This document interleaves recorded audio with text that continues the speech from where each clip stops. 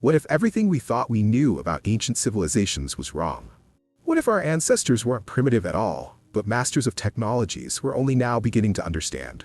Today, we're diving into 5 archaeological discoveries so advanced, so impossibly sophisticated, that they force us to completely rethink human history. First, the bronze dancer who shouldn't exist. Let's start in the ancient ruins of Mohenjo-Daro, one of the world's first planned cities, built over 4,000 years ago in what is now Pakistan. Picture this. Perfectly straight streets laid out in a grid pattern, an advanced drainage system that would make modern engineers jealous, and public baths that rival Roman architecture. But among all these urban wonders, archaeologists found something that stopped them in their tracks. She stands only 11 centimeters tall, yet she radiates a confidence that transcends millennia. They call her the Dancing Girl, and she was cast in bronze, using a technique so sophisticated that it challenges everything we know about ancient metalworking. Her right hand rests casually on her hip. Her left arm extends outward with theatrical flair. Her posture captures a moment frozen in time, as if she's mid-performance, about to take her next step. But here's what makes this discovery absolutely mind-blowing.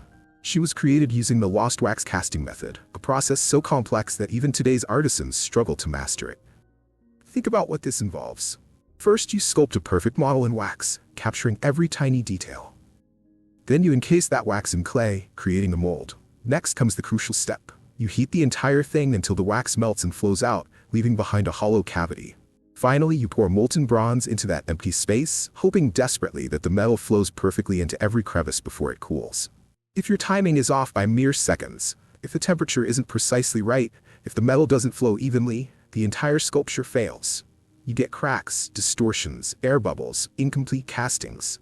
Yet the Dancing Girl shows none of these flaws. She's absolutely flawless.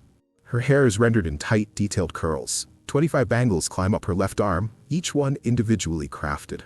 Her facial features carry an expression of such casual confidence that it feels strangely modern, as if she could step right out of today's world. This wasn't some crude religious idol hammered together for basic ritual purposes. This was high art created by master craftsmen who understood metallurgy at a level that wouldn't be seen again for thousands of years. The Indus Valley civilization had mastered advanced bronze casting, while most of the ancient world was still figuring out basic copper work. But as incredible as the Dancing Girl is, she's just the beginning of our journey into impossible ancient technologies. Second, faces of gold from a forgotten people. Now let's travel to the shores of the Black Sea, to a place called Varna in modern-day Bulgaria. Here, in a prehistoric necropolis that predates the pyramids of Egypt and the first cities of Mesopotamia, archaeologists made a discovery that shattered our understanding of early European civilization. They found gold masks, thin sheets of gleaming metal shaped into stylized human faces. And these masks are over 6,500 years old. Stop and think about that date for a moment. These gold artifacts were created more than 6.5 millennia ago, making them the oldest worked gold objects ever discovered anywhere on Earth. Not in Egypt, the land we associate with golden treasures. Not in Sumer, the cradle of civilization, but in Bulgaria, from a culture that historians had dismissed as simple, pastoral, and primitive. These masks are masterpieces of ancient metallurgy. Each one was hammered from pure gold into sheets so incredibly thin that they flexed like foil. Yet somehow they remained strong enough to survive burial for over 6,000 years. The surfaces are polished to a mirror finish. The facial features are minimalist but deliberate. Eyes, nose, mouth, and cheeks, all shaped with steady hands and extraordinary skill. Creating such uniform gold sheets requires controlled heating, refined tools, and an advanced understanding of how metal behaves under stress. But here's where the mystery deepens into something truly puzzling. The graves containing these masks didn't belong to emperors of vast empires. They belonged to individuals from what archaeologists believed was a small, decentralized Chalcolithic society. People who were supposedly living simple agricultural lives. Yet the Varna Necropolis contains more gold than any other archaeological site from this time period. Far more than contemporary Egypt, far more than Mesopotamia, far more than anywhere else in the known ancient world. This staggering amount of gold points to something historians never expected. Complex social hierarchies, specialized craftsman guilds, extensive trade networks, sophisticated wealth distribution systems, and a level of social organization completely out of sync with everything we thought we knew about prehistoric southeastern Europe. Even stranger, This advanced metallurgy appears in the archaeological record fully formed, with no evolutionary steps, no learning curve, no primitive predecessors leading up to it. It's as if these people suddenly possessed knowledge that wouldn't appear anywhere else in Europe for thousands of years. The Varna culture raises uncomfortable questions. Where did they get this knowledge? Why did their civilization vanish? And what else might they have achieved that we haven't discovered yet? Third metal from the stars.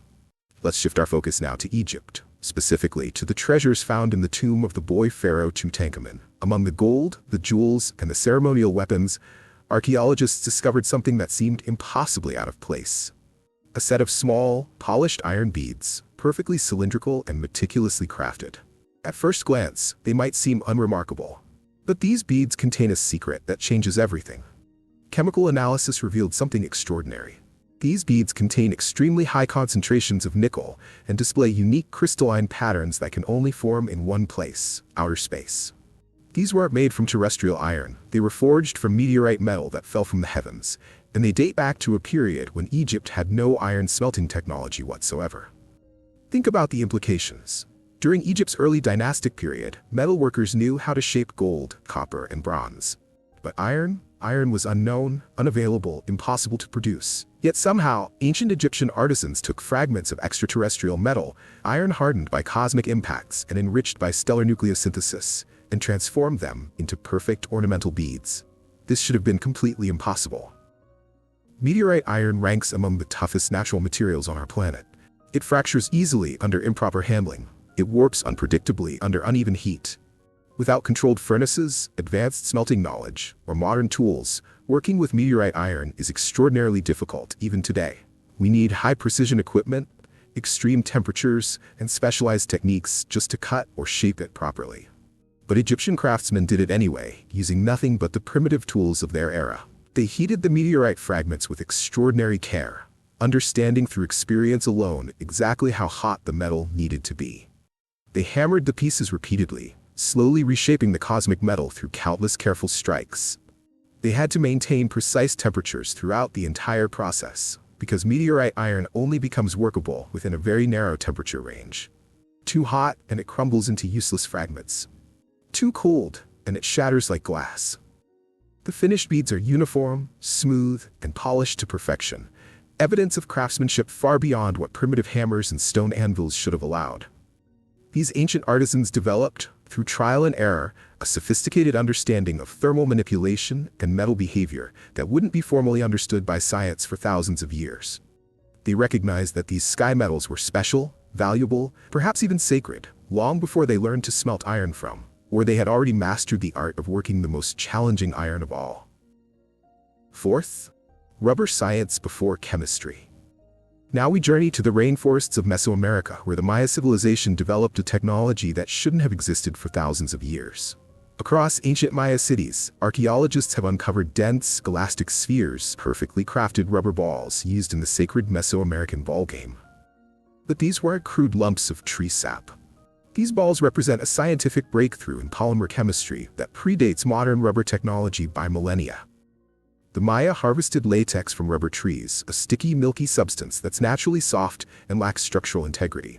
But they didn't stop there. They mixed this latex with sap from the morning glory vine, and this wasn't random experimentation or lucky accident. What they discovered was a precise chemical reaction, a process that cross-linked the polymer chains, dramatically increasing the rubber's strength, elasticity, and durability. In other words, the Maya independently developed vulcanization, the same principle that would revolutionize the modern world when Charles Goodyear rediscovered it in 1839. Except the Maya did it 3,000 years earlier, without laboratories, without microscopes, without any understanding of molecular chemistry. The craftsmanship required is staggering. Each ball had to be shaped with consistent density throughout. Layers of chemically treated rubber were carefully folded, pressed, and formed until the weight and resilience were perfect for high-speed gameplay in stone courts. Archaeological specimens recovered today still retain elasticity after centuries underground, proof of how stable and well-engineered the material was. This level of uniformity means production couldn't have been casual or haphazard. Specialists had to understand exact ratios of latex to morning glory sap. They had to know precise curing times. They had to master complex mixing techniques. They They weren't following myths or acting on instinct. They were conducting controlled scientific experiments, developing standardized processes, and passing down technical knowledge through generations of master craftsmen. The Maya didn't treat these rubber balls as simple sports equipment either. They appear prominently in mythology, ceremonial artwork, and creation stories. Their bounce, their movement, even the distinctive sound they made during play, carried deep symbolic meaning related to the cycle of life, death, and rebirth. The ball game itself was sacred, often representing cosmic battles between deities, with the rubber ball symbolizing the sun's journey through the underworld. Fifth, sculptures from the future. Finally, we arrive at the scattered islands of the Aegean Sea, where a mysterious prehistoric culture created art so modern, so strikingly minimalist, that it looks like it belongs in a contemporary gallery rather than in the display cases of ancient history. These are the Cycladic figurines, abstract marble sculptures created more than 4,500 years ago that continue to influence artists today. Each figurine follows the same haunting template. Arms folded across a narrow, elongated torso, legs pressed together in perfect alignment, head tilted slightly back as if gazing at the sky. The face contains no eyes, no mouth, no expression whatsoever, just a single raised ridge representing the nose. Every curve, every angle, every proportion feels deliberate and carefully calculated. But what truly sets these figures apart, what makes them so eerily remarkable, is their radical abstraction. During this period of human history, most ancient societies were creating detailed, naturalistic representations of the human form. Egyptian artists carved realistic statues with carefully rendered features. Mesopotamian sculptors depicted specific individuals with recognizable characteristics. But the Cycladic people took the opposite approach entirely. They stripped the human body down to pure geometric essence, reducing it to fundamental shapes and proportions, eliminating all specific details in favor of universal forms. This is a visual language, an artistic philosophy that wouldn't reappear anywhere on Earth for thousands of years, not until the revolutionary rise of modernism in the 20th century. Artists like Constantine Brancusi, Henry Moore, and Alberto Giacometti would create sculptures that echo these ancient forms, often without even knowing these prehistoric precedents existed. So what purpose did these enigmatic figurines serve? That question remains one of archaeology's most persistent, unsolved mysteries. Many were discovered in graves, carefully positioned beside the deceased, suggesting connections to burial rituals, spiritual guardianship, or perhaps representations of ancestors watching over the dead. Others have been found in domestic spaces and settlements, hinting that they might have served as fertility symbols, protective household idols, or depictions of deities whose names and stories have been lost to time. Their profound simplicity makes interpretation nearly impossible. They reveal nothing obvious. They explain nothing directly. They communicate entirely through silence, through absence, through what they choose not to show, rather than what they display. Yet the technical craftsmanship behind them is absolutely undeniable, working with nothing but primitive stone and bronze tools. Cycladic sculptors shaped hard island marble with such precision that even modern stoneworkers express admiration for their skill. The symmetry is remarkable. The proportions are mathematically consistent. The surface finish is incredibly smooth. And here's something even more fascinating. This distinctive style wasn't isolated to a single island or community. Across multiple Cycladic islands, separated by miles of dangerous open sea, artisans produced figurines with almost identical proportions, aesthetics, and construction methods. This remarkable consistency points to a shared cultural identity, sophisticated maritime trade networks, and perhaps even traveling master sculptors who spread their techniques throughout the island chain. These 5 discoveries, from 5 different ancient civilizations scattered across the globe, force us to confront an uncomfortable truth. Our ancestors were far more sophisticated, far more technologically advanced, and far more scientifically knowledgeable than we've ever given them credit for. They weren't primitive people stumbling through trial and error. They were skilled craftsmen, innovative engineers, and creative problem solvers who developed complex technologies using the resources available to them. The Dancing Girl proves the Indus Valley civilization mastered advanced metallurgy. The Varna Gold Masks reveal prehistoric Europeans had sophisticated social organization and metalworking knowledge. Tutankhamun's meteorite beads show Egyptians could work materials we struggle with today. Maya rubber balls demonstrate ancient polymer chemistry, and Cycladic figurines display artistic abstraction thousands of years ahead of its time. Each of these artifacts whispers the same message. We've been underestimating human ingenuity throughout history. Perhaps it's time we started listening.